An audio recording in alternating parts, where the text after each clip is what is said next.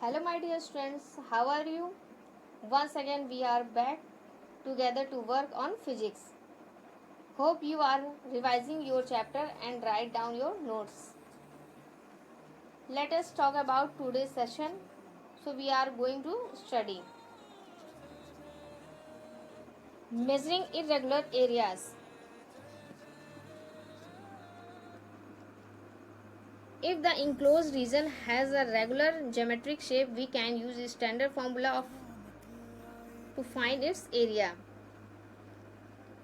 अगर हमें पता हो कि उसका जो शेप है वो रेगुलर है किसी भी डायग्राम का, तो हम उसका एरिया क्या कर सकते हैं, स्टैंडर्ड फॉर्मूला यूज़ करके राइट कर सकते हैं. And if it has an irregular shape then we need to use a graph paper. लेकिन अगर हमें उसका शेप ही नहीं पता है कि एरिया कैसे निकालेंगे उसका, तो हमें ग्राफ पेपर का यूज़ करना पड़ेगा. आई नो आप ग्राफ पेपर जानते होंगे क्या है.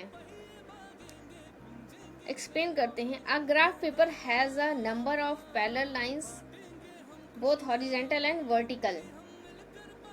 The thicker lines are 1 centimetre apart while the thinner lines are 1 millimetre apart. जो मोटी लाइंस होती हैं वो 1 सेंटीमीटर की होती हैं और जो पतली लाइन होती है छोटी छोटी वो 1 मिलीमीटर की होती हैं आपकी. The entire paper is divided into small squares of area 1 millimetre square and larger square of area 1 centimetre square. जो आपका लार्ज स्क्वायर यानी कि बड़ा स्क्वायर होता है वो 1 सेंटीमीटर स्क्वायर होता है, और जो आपके छोटे छोटे बॉक्स होते हैं उनके जो एरिया होते हैं वो कितने होते हैं, 1 मिलीमीटर स्क्वायर होता है. फॉर एग्जाम्पल आप ये देख सकते हैं, ग्राफ पेपर है. ग्राफ पेपर में एक डायग्राम बनाया गया है, राइट. अब आप देख सकते हैं इस डायग्राम के अंदर कुछ स्क्वायर जो है वो कंप्लीट हैं और कुछ स्क्वायर जो है इनकम्प्लीट. तो हम फर्स्ट ऑफ ऑल ये काउंट करते हैं कि इसमें कंप्लीट स्क्वायर कौन कौन से हैं. जिन स्क्वायर्स पे क्रॉस का साइन बना हुआ है वो आपके क्या है, कंप्लीट स्क्वायर. और जिन पे टिक का मार्क लगा हुआ है राइट का वो आपके क्या है, इनकम्प्लीट, यानी कि वो स्क्वायर कंप्लीट नहीं है. हम इन्हें काउंट कर लेते हैं. तो हमारे कंप्लीट स्क्वायर जो हैं वो 10 है और इनकम्प्लीट 7. सॉल्व करते हैं इनका area. The number of complete square with in the outline, यानी कि वो जो आउटलाइन दिया गया है डायग्राम उसके अंदर जो है कंप्लीट स्क्वायर कितना है, 10. The number of squares with half or more within the outline equal to 7. यानी कि आउटलाइन के अंदर जो हाफ स्क्वायर हैं उन कितने हैं, वो 7. The total number of square equal to 17. So the area of each large square equal to 1 centimetre square. The area of the irregular shape equal to 17 multiply 1 centimetre square equal to 17 centimetre square. Clear. Second है हमारा measuring the volume of liquids. Liquid का volume कैसे measure करेंगे देखते हैं. Containers with a fixed capacity are used for measuring the volume of liquids. Containers की जो कुछ होती हैं जिनकी फिक्स्ड कैपेसिटी होती है उससे हम क्या करते हैं, लिक्विड का वॉल्यूम मेजर करते हैं. For example conical measuring cans are generally used to measure liquids which are sold by volume such as kerosene, petrol. Conical shape का जो मेजरिंग होता है उसका यूज़ हम लोग ज़्यादा क्या करते हैं, लिक्विड्स को मेज़र करते हैं. लेकिन कैसे लिक्विड जो हम बेचते हैं जैसे कि केरोसिन और आपका पेट्रोल, आप कॉनिकल मेजरिंग देख सकते हैं,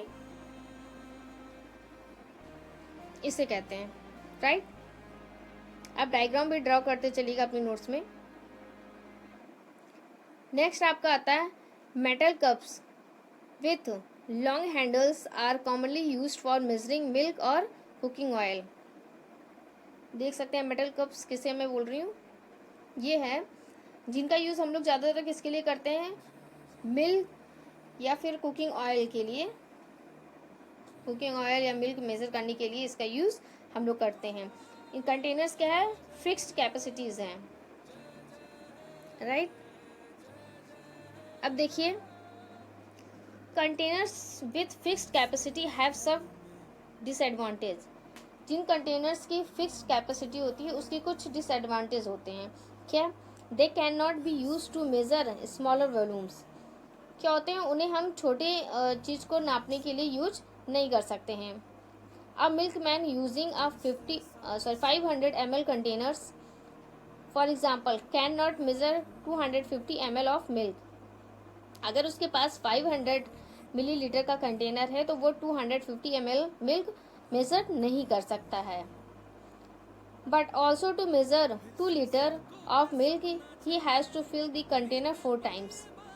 500 ml का है उसके पास कंटेनर, अगर उसको 2 लीटर का मिल्क मेज़र करना है, अगर वो 4 टाइम 500 ml कंटेनर फिल करता है तो उसका क्या होता है, 2 लीटर हो सकता है।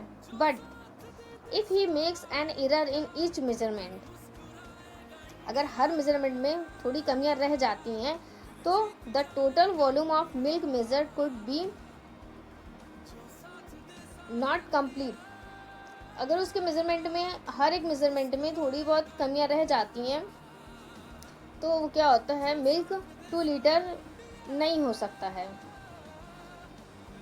Right. To measure the volume of liquid with greater accuracy, मतलब अगर हमें मेज़र करना हो अधिक से अधिक शुद्धता के साथ तो हमें क्या करना है, अ ग्रेजुएटेड कंटेनर इज़ यूज्ड। ऐसे कंटेनर का यूज़ करना होता है, ऐसे पात्र का यूज़ करना होता है जिसे स्नातक की उपाधि प्राप्त हो या मिला हो। उसके वॉल पे, यानी कि the wall of such a container has graduations और लाइंस टू शो मेजरमेंट। उस कंटेनर के वॉल पे कुछ नंबर शो किए गए हों कि ये कितने ml है या कितने लीटर हैं, उस पर मार्क किया गया हो। Measuring cylinders and measuring cups are two commonly used graduated containers, right. Next हमारा measuring the volume of irregular solid. कुछ हमारे पास ठोस चीज़ें हैं लेकिन हमें ये नहीं पता है कि वो कितने ग्राम या मिलीग्राम का है, तो हम उसे कैसे मेज़र कर सकते हैं। देखिए, when a solid is immersed in water, अगर वो सॉलिड किसी में पानी के साथ मिल जाता है, it makes space for itself by displacing water, वह अपनी जगह खुद ही पानी में बना लेता है। So let us see how by trying to find the volume of a stone. Diagram से मैं आपको बताती हूँ। Measuring the volume of stone, यहाँ पर आप देख सकते हैं एक कंटेनर है जिसमें कि हमारा क्या होता है, 10 ml, 20 ml, 30 ml, 40 ml के मार्क या साइन आप देख सकते हैं बने हुए हैं, राइट। फर्स्ट कंटेनर में हमारे पास 20 ml वाटर है, राइट। हर एक छोटी जो लाइन है, छोटी लाइन, वो 1 ml की है, राइट। जब हम उस कंटेनर में एक स्टोन डालते हैं तो वाटर का लेवल जो है वो 24 ml हो जाता है, यानी कि 4 ml बढ़ जाता है। तो आप देख सकते हैं बहुत आराम से या आसानी से स्टोन का वॉल्यूम पता कर सकते हैं। So the initial reading equal to 20 ml, the final reading 24 ml, यानी कि पहले उस कंटेनर में जो वाटर है उसकी रीडिंग क्या थी, 20 ml। आफ्टर स्टोन उसकी रीडिंग क्या हो गई, 24 ml। So the volume of the stone is equal to 24 ml subtract 20 ml equal to 4 ml, right. किसी सॉलिड चीज़ का अगर हमें वॉल्यूम निकालना है तो हम ऐसे उस क्वेश्चन को सॉल्व कर सकते हैं। नेक्स्ट है, हमें आपको बताना है रिलेटिव डेंसिटी। इसके पहले मैंने प्रीवियस क्लासेस में आपको डेंसिटी बताया था, the measure of how compact the mass is a substance, density is equal to mass upon volume, right. So इसके थ्रू इसकी जो यूनिट होगी वो किलोग्राम पर मीटर क्यूब्ड होगा, right. So relative density, density of water, density of an object versus density of water. So relative density of a substance, एक तरफ क्या है आपका, कोई ऑब्जेक्ट है उसकी डेंसिटी, और वन साइड आपका क्या है, डेंसिटी ऑफ वाटर, वाटर की density. So relative density of substance, तो सब्सटेंस की रिलेटिव डेंसिटी क्या होगी। How to be defined the relative density of a substance, it's equal to the relation, it's equal to be ratio of its density to that of water, यानी कि relative density of a substance is equal to density of the substance whole upon density of water. Can you tell me the unit of relative density? Look at the right hand side and tell me the unit. So आप देख सकते हैं right hand side में इसकी, यानी कि density of the substance upon density of the water. Density of substance की जो यूनिट है वो क्या होगी, kilogram per metre cube, and density of water की भी यूनिट क्या होगी, kilogram per metre cube. So it is the ratio of similar quantities, so relative density will have no unit, same unit से वो कट जाएंगे, so relative density will have no unit. For example, density of water is equal to 1000 kilogram per meter cube and density of silver is equal to 10,500 kg per meter cube. So can you tell me relative density of silver? अगर आपको density of water and density of silver अगर आपको पता है तो क्या आप मुझे बता सकते हैं relative density of silver? देखते हैं, relative density of silver is equal to density of silver upon density of water equal to, इनको वैल्यू पुट कर देते हैं, 10,500 kilogram per metre cube upon 1000 kilogram per metre cube equal to 10.5, right. अब यहाँ पे मैं आपको कंपेयर करके बताती हूँ।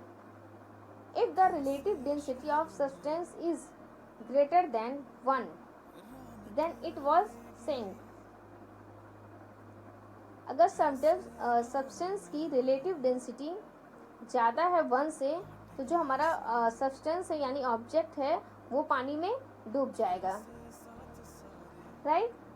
And it is less than 1, it will be float. और उसकी डेंसिटी 1 से अगर ज़्यादा है, कम है, तो वो क्या हो जाएगा, ऑब्जेक्ट जो हमारा है वो फ्लोट करेगा, ऊपर पानी में तैरेगा।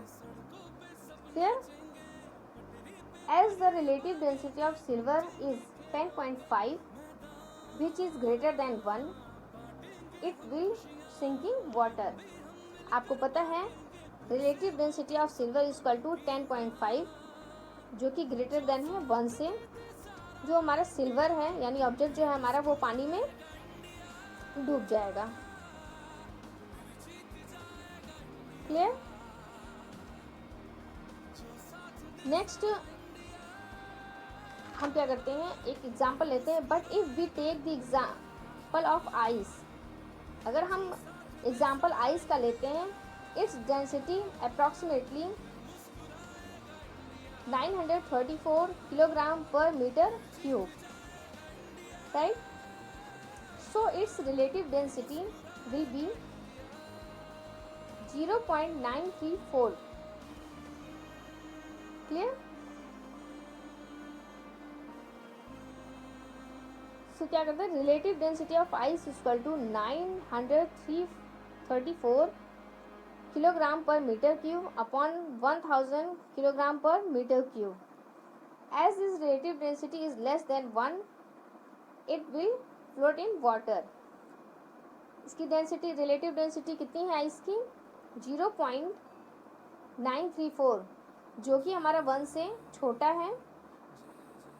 तो जो हमारा आइस है वो पानी में ऊपर में तैरता रहेगा, डूबेगा नहीं। Clear? That's all for today guys, we will meet in the next video. Thank you.